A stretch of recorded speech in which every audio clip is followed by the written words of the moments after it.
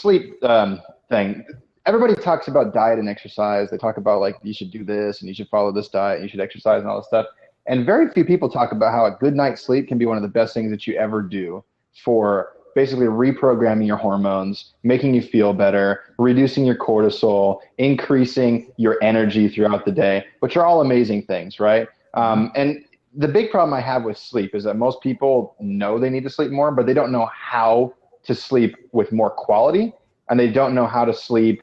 They don't know how to sleep in the right amount of quantity, right? And I'll dig on each one of those. In the book, I talk about this quite a bit because when I learned this, I was like completely flabbergasted. Is that everybody here is like, you should sleep 8 hours a night, right? It's like, oh, you should sleep 8 hours a night. You should sleep 8 hours a night. When you actually look at sleep cycles, average sleep cycles for a human being, we average about 90 minutes per sleep cycle, give or take about 20 minutes, right? And so everybody's different. This is why we can't say like, this is exactly how much you should sleep, or this is exactly how much you should sleep. But the reality is that if you sleep about 8 hours, you're most likely waking up in the middle of a dive. And what happens is while you sleep, your brain goes into these super deep sleep phases, and it comes back up into these rapid eye movement phases where you're just a hair from being awake. If you wake up during one of these up phases, you're going to feel well rested and energetic. Even if you're at 6 hours, you're still going to feel much better than if you woke up at like 5 hours and 15 minutes and you're in a deep sleep phase where you feel like, everybody's had the experience, you feel like your eyelids are glued shut. Right? That's telling you you're waking up in a deep sleep phase. When you wake up and you're like, wow, I kind of can get going and stuff, that's when you're in a positive phase. So I generally recommend to people, try to sleep about 7.5 hours. And if you can, try to get to that 9-hour threshold every once in a while. I know that people have lives and I got kids and everything like that. So it can get kind of crazy, but the quantity doesn't have to be 8 hours. Surprisingly, you can actually feel better off about 7.5 hours of sleep than you would off of 8 hours of sleep and get just the same amount of recovery time out of it. Yeah, that's awesome. So what do you, maybe like a simple habits to get into for better sleep quality? What would be like one thing we can do? Totally. This is great because another one of the habits I try to tell people is be a learner, right? Readers are leaders, okay? Mm-hmm. Reading a book is one of the best things you can do to prep yourself for sleep, right? I mean, obviously you don't want to read some crazy intense book where you're like all into it and you're like, woo, you're all hot and getting crazy and stuff like that. But the reality is, if you read a book, the oscillation of your eyes has a natural calming effect. You're not staring at TVs. And people don't realize this, TVs give off blue light. Blue light elicits cortisol production. Cortisol is what's supposed to wake you up in the morning. So oftentimes people stay up till 11 or 12 watching TV, and they don't realize that the blue light that's coming into their eyes is actually preventing them from being able to fall asleep when they turn that TV off. So try to turn the TV off 30 minutes before bed and read a book instead. That's one of the easiest little habits you can do to A, educate yourself and become a smarter person, and B, fall asleep and have better sleep quality as well. Yeah, and just so we're clear, we're talking about like an actual book, not an iPad, because the iPad can still be emitting the blue light. Yeah, and a quick side note on that, though, they do have glasses, which some of the paleo community talks about, called blue blocker glasses. And they're these interesting yellow shades. I might have a pair right here. Oh, no, I took them out of my backpack. So if you are doing work on electronic devices at nighttime, you can get some blue blocker glasses, and those will minimize the blue light, which will minimize the cortisol production, which will help you fall asleep a little bit easier at nighttime. I still think it's better to turn off the electronics and read a book or have a conversation, but if you have to, wear the blue blockers. Well, I had a pair of blue blockers. I don't know where they went, but it's funny because we would watch like a movie at night at home, and like Amy, my wife, would be like, "You look like a serial killer." yeah. They're well, you know what? It's gonna help me sleep better. So they're odd-looking shades for sure, but you know what? They do work. Like if I'm staring at a computer screen, I'll feel like all energetic and kind of intense afterwards if I've been working real hard at nighttime. But if I put the blue blockers on, I'll hit this state of like, I'm going to bed, and I kind of feel more calm and relaxed. So I can attest to their working. So we have a question from Laura Childs. Before I get to that, I just want to kind of formally introduce you guys to, or formally introduce Tyler to you guys, just in case you have no idea what we're talking about. So I've known Tyler for a couple of years, and you have become easily one of the most influential kind of fitness figures in the online space over the past couple of years. You've been, you're a good friend. You're a very giving and gracious person, and that's why you've had so much support for this book all week, and even just beyond the book. I mean, everyone is happy to support you because you're a very giving individual. And what I love about your stuff, other than the fact that like you've got some amazing bodyweight workouts, and you're all about like mobility, and you got some really cool workout programs. You've always really been about the small hinges that swing big doors. Right. That's why I love this book is, just again, right here, guys, 27 body transformation habits that you can't ignore is these are small things that over time build up to be massive, massive needle movers. And that's why I'm so happy to share this with our audience. Cause I think if you've been in this game for long enough, you know that we all know we should be exercising. We all know that we should be eating well, but why is it that we don't do this stuff? Right. So so Tyler, I'm really excited to have you on. And just once again, guys, everyone, how many books? I think at the beginning before you came on, I think I said there was about 1,000 copies of the book left. I updated the page like an hour ago, and there was like 1,900. So they're disappearing fast. They'll definitely be gone by the end of the day. So maybe like 1,500 right now copies left, which is just mind blowing to me. We set a goal of selling 27,000 copies in 5 days, and like in a few hours they'll be gone. It's absolutely amazing. So I'm just going to post the link in here, guys. Once again, it's yurielkaim.com/habits. And I've posted the link in the chat. You can click on that. It'll take you over to the page. You can get it free. Basically, it's a free book. You pay for shipping. And that's pretty much it. It's an amazing offer. It's an amazing book. And it's just, even if you just took one of these habits and implemented them like one a month, like if you did nothing else, right? It would be such a nice change to, or kind of an implement to move you in the right direction. Yeah, I think you mentioned something really good there, Yuri, is that a lot of the guys who have been in this game for a while, who are actually out to help people, they start to break it down simpler and simpler. It's the complex stuff, when somebody's kind of new and they're like, I used to do that when I had a client. I would slide across this book to them of like everything I wanted them to do, and they would do nothing. And like that's the other thing too is like you and I both got our chops working with people face to face. When you work with people face to face and they're not like elite athletes that are amazing movers, and you're like, oh, this person just had hip surgery and this person just had a cesarean section. Like you have to really approach those situations quite differently from the athletic training or the theoretical training even. Absolutely. So I think a lot of times we have too many armchair theoreticians and not enough people who have gotten their experience training with people. Yeah, totally agree. And it's interesting too, because I don't know if it was Albert Einstein that said, if you can't explain something simply, you just don't know it well enough. Right. I don't know if it was him or if someone else, but it's there's so much complexity in this space, and it's like I think we do a disservice to people if we don't try to simplify it for them. Right. And that's why I love just simple things like drinking a little bit more water. Like even if you just did that. That was like the sole focus for 1 week, as an example. That's my lead in now. Like if anybody's on this call and they just know deep down they're not drinking enough water, that's my lead in now. It's like, okay, they're like, what diet should I follow? Okay, here's the diet you should follow. Wake up and drink 2 glasses of water, and then try to have 2 glasses of water before each meal, right? Yeah. When you can do that for like a week, maybe 2, maybe even 3, then we'll add another tip. You know what I mean? But something as simple as that. Like if you're not drinking enough water and drinking coffee and soda and all this different stuff like that, the easiest way to do it is just to put the water in place, and the other stuff will kind of slide to the wayside. Yeah. And I think part of the dilemma is, obviously knowing the publishing industry pretty well, like coming out with a diet that's just like, hey, just maybe drink more water is not good. Like they want something unique and sexy and new and funky. And I think that's causing even more problem because it's leading people down these paths of like these weird convoluted type of diets instead of just saying, listen, why don't you just drink a little bit more water, or like maybe have a green smoothie once a day and just start with that. Totally. Okay, so let's get to Laura's question here. So she's asking, is there any way to control waking from a light sleep as opposed to being jarred awake from the harsh alarms? Oh, this is actually a really good question. So first of all, I recommend people start to learn their timing, right? So I mentioned that sleep cycles are roughly 90 minutes within about 20 minutes, give or take. So that is a little bit broad of a spectrum. So first what you need to do is kind of start tracking, like what time do I think I fell asleep? And then what time did I wake up? And then how good did I feel, right? And this doesn't have to be like, you don't have to write it down and everything like that. Just free ball it, because you'll find a spot where you know is perfect. You'll find the day where you wake up and you're like, whoa, I feel amazing. And you'll say, okay, I went to bed at 10 p.m. and I woke up at, 6:30 a.m. or whatever it is. That's a terrible example because it's not the sun time. So 5:30 a.m., let's say, oh, my sleep cycle is exactly 7.5 hours, right?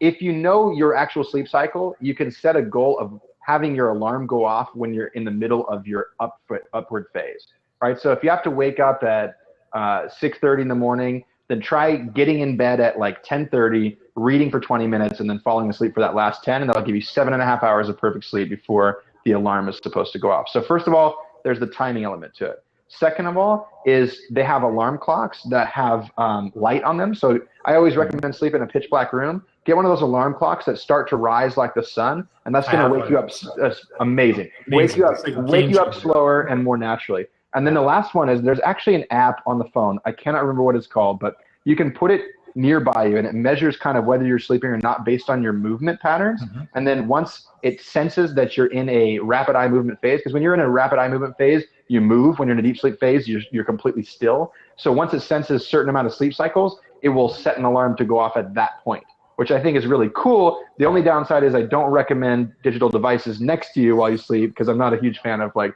radiation and stuff, especially for like 8 hours. So that's a little bit of a conundrum. I definitely recommend getting the alarm light and then learning your sleep cycle and timing your morning patterns around that sleep cycle. Actually, it's really more timing your bedtime around that sleep cycle. And I think the power of that too is that it helps you get into a consistent schedule of sleeping and waking, mm-hmm. which once you do that, it's like you just kind of naturally wake up and you feel good. Yeah. And I think like, if you look at I'm just gonna use the example of myself. When I was in university, I would go to bed at 2 a.m, wake up at 8. The next day I'd sleep in the afternoon, go to bed at 10, wake up, like it's all over the place, like all over the map. And that's one of the worst things you can do for your hormonal makeup and your circadian rhythm. So I think following what you just said is a great way to help establish more of a normal rhythm and start to just kind of tap into what your body really needs. Yeah, absolutely. Yeah. So out of the 27 habits in this book, we talked about water. What do you think? I mean, with all the people that you've worked with, what is the one simple, like what's the simplest thing that people are completely overlooking? Like what is something maybe they don't even know that could be a big needle mover habit-wise?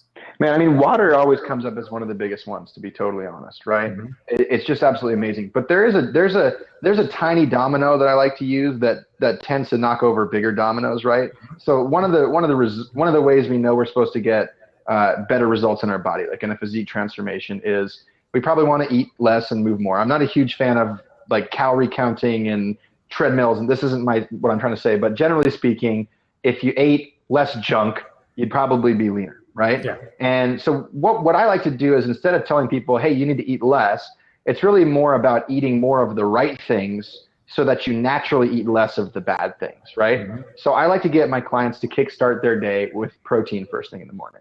Yeah. I think it's one of the easiest ways to decrease an appetite and decrease the amount of sugar cravings people have throughout the day. It's literally, if you wake up tomorrow morning and you have anything, like one of the easiest ones in the world, right? This is a cool coffee hack that I'll give you straight up, is get yourself a high quality protein powder, like a chocolate flavor or a vanilla flavor. It can be anything that you tolerate well. I'm not a hugest fan of dairy proteins. I'm more a fan of like a really good veggie-based protein, or your friend JJ Virgin has a really great protein powder as well that I really like. But take some coffee, pour it into a blender, add some protein, add a scoop of coconut oil, blend that bad boy up. There's a chocolate protein mocha you can have first thing in the morning. Nice. So this is like bulletproof to the next level almost. Yeah. Just add a little bit of protein. And I like the bulletproof diet, but I like having that little bit of protein because it does stave off the hunger a little bit longer, especially if you're athletic and you're doing stuff like that. It's definitely helpful for rebuilding muscle tissue too. So nice. So it's an easy coffee hack, right? It takes you like literally 30 seconds. And then throughout the day, you're going to notice yourself. You're not going to be like, oh God, I want some bread in the afternoon or something like that. You're going to be satiated. It's going to be a lot easier for you. So that protein for breakfast, not just protein throughout the day, but that breakfast component to it really is a small domino that knocks over like, oh, I've satiated my hunger. Oh, I'm not having sugar cravings anymore. And that really helps people get really fast results. So I'm pretty excited about that one. It's such a simple thing to do. And there's so much research. That's probably one of the most conclusive bodies of research that like protein earlier in the day is probably the easiest way to curb cravings, as you mentioned, helps reduce weight, controls your appetite so much better. And that's when you compare that to, hey, I'm going to go to Dunkin' Donuts or Starbucks on the way to work. And if you look at the options you have, it's just pastries. Right. It's like glorified candy. It's terrible. I mean, it's just a terrible way to start the day. And there's really no protein options there. I mean, like, what are you going to do? Like, You know what I do? Honestly, if I'm on the road and it's like just too bad, I mean, I'm like a 99% gluten-free guy. So I'll get a, Starbucks sausage patty thing and I just throw the bread away. And I just eat the sausage patty and the eggs. I mean, like, and a lot of times, to be honest, I don't really eat breakfast because I'm kind of a little bit of a fasting type of guy. But that's just, I mean, you got to make better choices first thing in the morning. Because if you make a bad choice first thing in the morning, like instead of drinking that glass of water first thing in the morning, you pick up, a cup of coffee even, which is fine. You drink coffee, but just have 2 glasses of water and drink some coffee. I wake up in the morning, I have 2 glasses of water, a cup of tea, then I'll have like a decaf espresso, and then I'll usually chug one of these big Pellegrinos too. So I'm like hydrated by the time I do anything, Awesome. So you're talking about kind of like momentum and getting started on the right foot. One of the biggest problems that we've obviously seen countless times, and I'm sure everyone in this watching this has experienced at some level, is you have the best of intentions. Maybe it's the new year, maybe it's at any other point of the year. You have the best of intentions to start something, and then maybe you get sick, maybe you go to a party, something just puts you off of your course. How do you get back on? Okay, well, that's a good question. First of all, I like to intentionally encourage people to go off course. I like to do cheat days or, I'll work with people in a progressive manner, right? So if somebody comes to me and they're eating like garbage 7 days a week, our starting point might be, I want you to drink more water on Monday morning. You know what I mean? That's the reality is you have to create wins for people. When people create wins and they feel success come from that, that's when you start seeing people feeling a lot better about the progress they're making. And that's when you see long-term progress, right? So it might take 6 weeks to get a person to drink more water because we just did 1 day a week the first week and the 2 days the second week and then 3 days the third week. So it's not about being married to super fast changes. This book isn't about super fast, like crazy diets, hardcore workout programs. This book is about, hey, if you work over the next year towards getting most of these daily, weekly, and monthly habits in place, you're going to be healthier, you're going to be happier, and you're going to be leaner, right? So first of all, start super small, right? Start super small. And then one of the habits I encourage people to do is put yourself off track. Like, I love to go out and kick up my heels, have some scotch, have a little bit of dessert, right? Like, I'm not afraid to admit that. I'm not going to be this health guy who stands here and goes like, I am perfect. I'm totally not perfect. Outrage. This is not, I'm hanging up now. No, I think people need to be able to enjoy their lives, right? Yeah, like we all have one life to enjoy. So let's have fun with it. And to be honest, if you start working with cheat days, or maybe you start with a cheat weekend for people, and you're not encouraging somebody to go, completely ape shit and eat everything in the world, every week becomes practice at getting back to your practice, right? So I think that's one good thing is intentionally go off track so that you can intentionally learn how to go back on track. Because the more you get back on track, the easier it is to get back on track, if that makes sense. It's like practicing getting back in the game. And the reality is too, Yuri, like the past is the past, right? There's nothing I can do about a poor decision I made an hour ago, a day ago, a week, a month, a year ago. There's nothing I can do about that now. All I can do is focus on making the next good decision, right? And so with people, I think that we need to view our life in a series of micro decisions. That's why it's not about like the big book you read and the extreme diet you do and like the crazy workout program. It's about the micro decision you made today to do a small thing. Like when I don't want to work out, my micro decision isn't like, come on, Tyler, get out there and like high intensity for 45 minutes. It's like, just go warm up your shoulders. Go do some arms. Just go stand in your gym and do some arm circles. You know what I mean? Okay, convince myself to do some side bends. Like maybe I'll do some bridging and then, okay, all right, let's do a workout. You know what I mean? It's the micro decisions that actually make the progress, not the macro decisions. So try to think about it in smaller viewpoints and don't be down on yourself for the past. I grew up for 18 years eating complete garbage and I was so unhealthy and I had to let go of that in order to move forward. So let go of everything behind you starting right now and just make a micro decision today to make a good decision, right? Yeah. Simple. I think it's great advice, Tyler, because so many people get hung up on being perfect, whatever that is. It's like, I have to follow this to the T, or I have to fast for 24 hours and I only made it to 19, or whatever it is, right? And they just get so hung up on being perfect. And it's what Dan Sullivan talks a lot about in his program is this gap where you have this ideal, which is like the horizon, which you can never achieve. Right. And we're focusing on that gap instead of looking back and saying, wow, I just did all that. That's amazing. And we totally neglect that. Yeah. And I think when you're focusing on these small little wins, it's all about building confidence. And when you have confidence, you're able to continue moving forward. Yeah. So I think it's a great piece of advice. Okay, so I've got another question here from Keto Hybrid. So she says, Tyler, in your book, you mentioned 10 cups of leafy greens or 5 cups of cooked veg daily. Is that right? Do you personally eat that many vegetables in a day, or did I read it wrong? Oh, that's a fantastic question. Okay, so this is one that kind of blows people's minds a little bit because I think that people are vastly under eating vegetables. And I think that, yes, those numbers are correct. In fact, I have some good friends and world-renowned nutritionists who recommend double that, right, per day if you really want to optimize your health. The thought of eating a 10 or 20 cup salad, is like, what am I, a cow? Am I just going to sit there and graze all day on a bowl of leaves, right? So it's really more about understanding the faster ways to get these things down the hatch, right? So do I eat 10 servings or 5 servings a day? I eat at least 60% of that every day. Like I said, I'm not going to BS you and pretend like I'm perfect. Some days I eat more than that. So there's a few things I do, though, to try and help me bring the vegetable intake up. All right. So number one is you can always have greens drinks where you blend greens drinks or where you buy a greens powder where I call it veggie insurance, right? Some people don't like it, but I'm like, dude, why not, right? Like powdered wheatgrass and spirulina. Yuri's got a fantastic taste. I'm sorry, this sounds like a pitch, but it's totally not. Pitch away. Pitch away. I really believe in greens powders. I call it veggie insurance for a reason because most people don't eat enough veggies. Why not throw a few scoops of that in some water and chug it down in the morning, chug it down in the afternoon, chug it down whenever you feel like you're light on veggies. Because the reality is, within one glass of water, you can take your veggie intake up by probably 2 to 4 of those servings, right?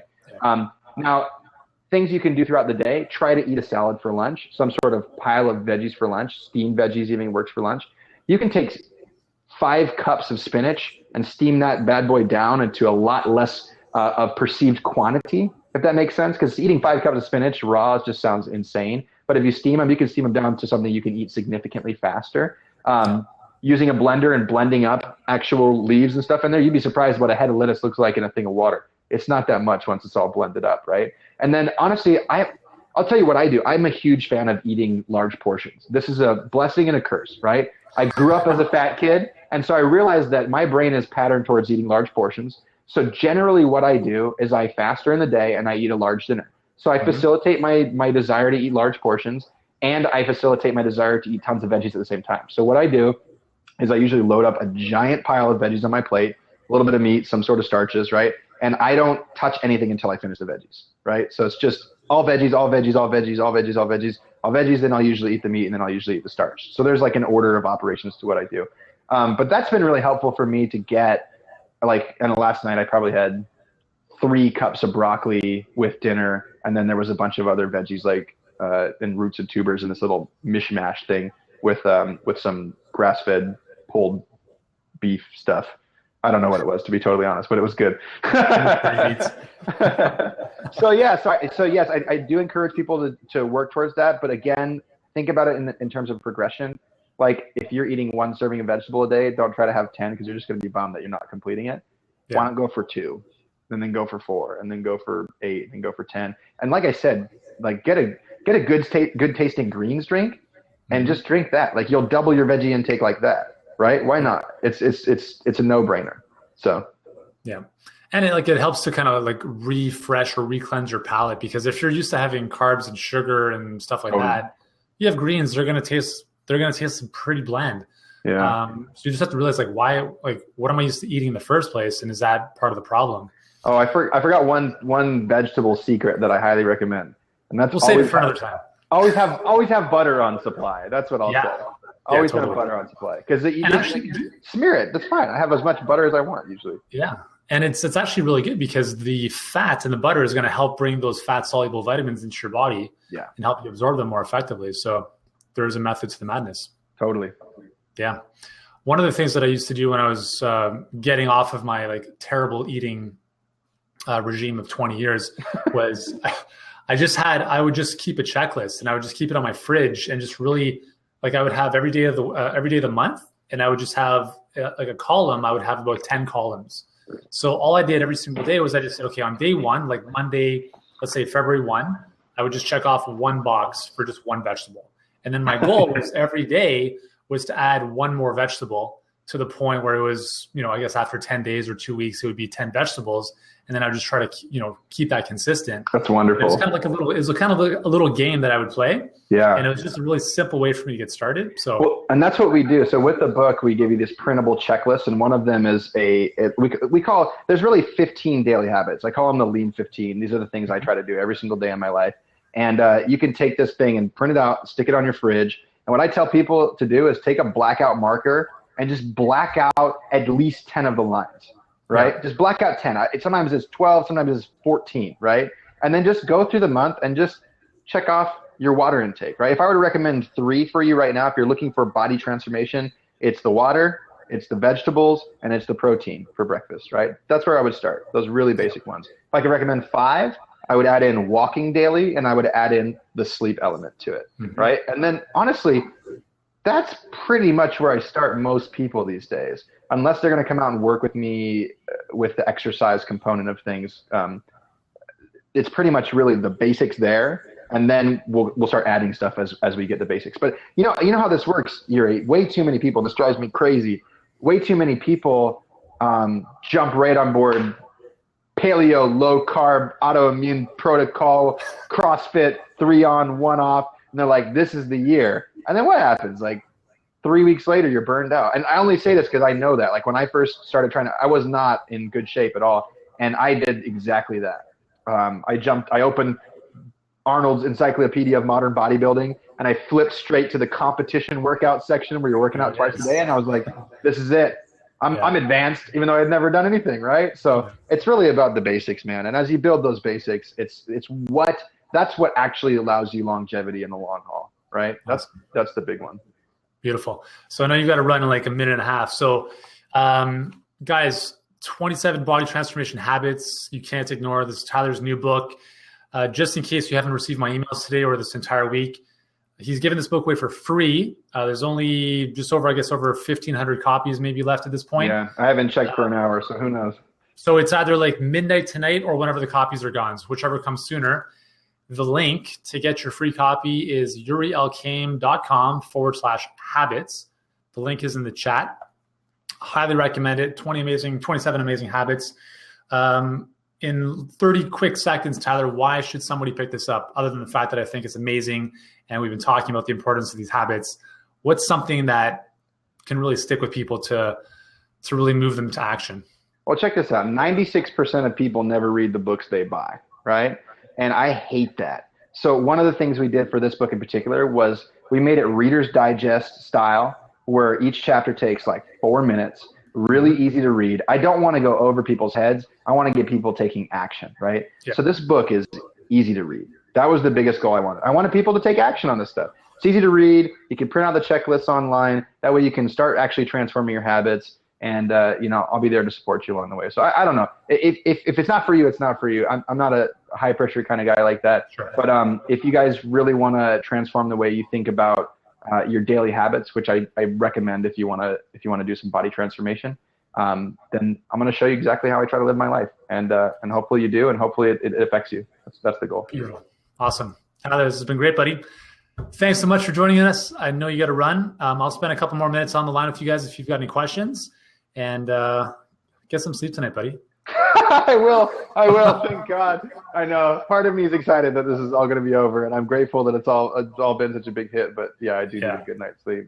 Well, awesome. Thank you guys who are on the call for listening. I really appreciate it. And if you guys have any additional questions, just shoot them my way, and I'll be glad to help anybody out. Awesome. Thanks so much, Tyler. All right. Take care, buddy. Bye. Ciao. There you have it, guys. So that was a fun little seance with Tyler Bramlett, the man behind the book. Any questions that I can answer for you guys? I just want to make sure that, yes, I will post the link for the book in the chat once again. It probably got lost in there. So again, if you're watching this and you don't have access to the chat, it's Yuri Elkaim, YuriElkaim.com/habits.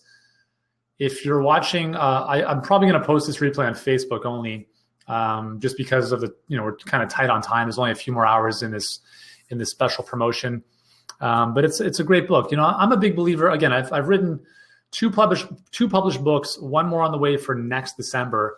And to be honest, like they're great books, but they're meaty, right? Like they're 300 pages. And I don't really believe, well, don't tell my publisher this, okay? But I don't believe that all books need to be that big. And I could really sum up most books, and I'm sure you could as well, in 1 or 2 pages. So what's great about this book is that, as you can tell, it's manageable. And I just want to show you like a simple example.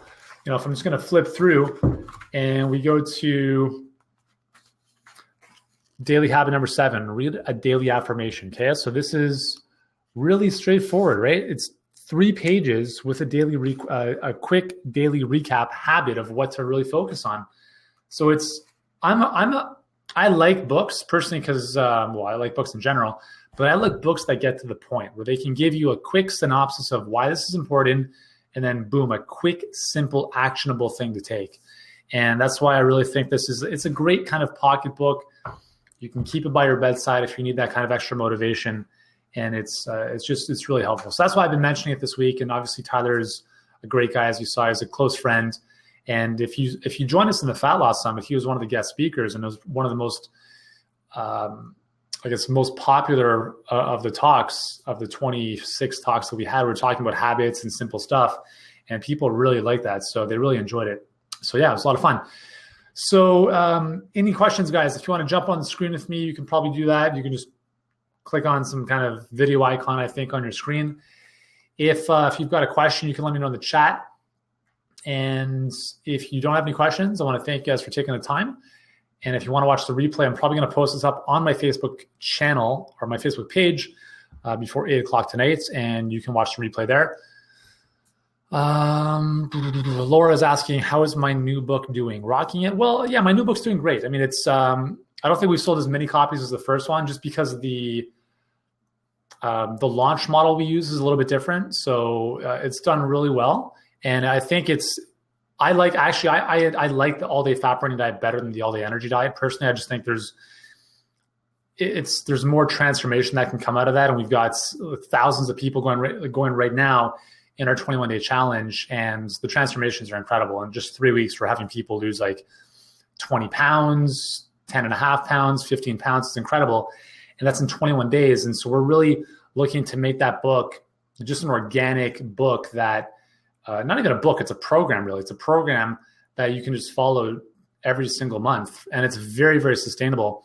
And what's beautiful, so what I love about books like this and habits in general is that it's diet agnostic. You can be following paleo, raw, the all-day fat burning diet, the all-day energy diet, any other workout program.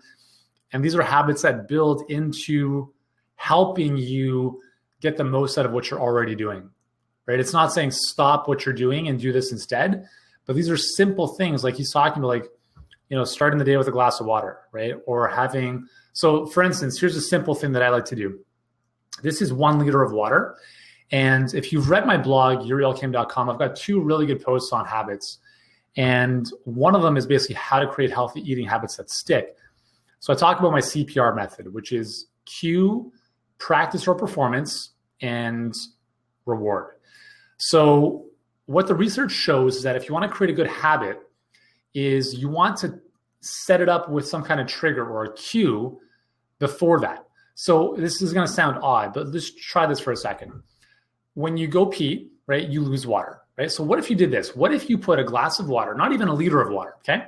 You put a glass of water, 250 milliliters, on the top of your toilet. So just on the, where the flusher thingamajig is on the top there, put a glass of water there so it just sits there at all times. And when you go to the bathroom, you do your thing, flush the toilet, and that's the cue to do your practice or performance, which is drink the water. So you flush the toilet, that's the trigger, that's the cue to drink your glass of water. Then you wash your hands, do your stuff, and you just kind of fill the cup up again. So each time you go to the washroom, that is your cue to practice your drinking of the water. And the reward could simply just be like an acknowledgement of yes, I drank my water, or just a fist pump, yes, or just feeling the difference it makes in your body. So that's a really simple way to help you get more water into your day.